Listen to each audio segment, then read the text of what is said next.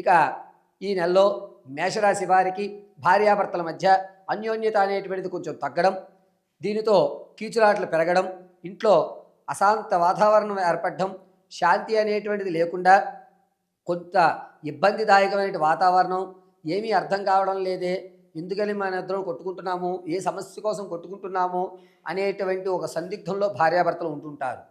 ఈ మేషరాశి వారు వ్యాపారం చేసేటువంటి ఉద్దేశం ఉంటే కనుక కేవలం పేపర్ వర్క్ మాత్రమే చేసుకోండి. పరోక్షంగా కానీ ప్రత్యక్షంగా కానీ వ్యాపారం చేయొద్దు. ఈ నెలలో వ్యాపారానికి అంతగా కలిసి వచ్చేటువంటి సూచనలు కనపడడం లేదు.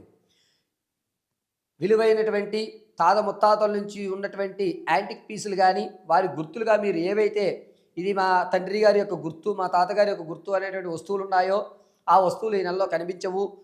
దొంగపాలు అవ్వడం కానీ, లేకపోతే కనుక ఆ వస్తువు వేరే వాళ్ళ ఇంట్లో పెట్టి మర్చిపోవడం కానీ, లేకపోతే మీరు తీసుకువెళ్ళిన ప్రదేశంలో దాన్ని వదిలేయడం కానీ చేస్తూ ఉంటారు. దీనివల్ల మానసిక అశాంతి అనేటువంటిది ఏర్పడుతూ ఉంటుంది.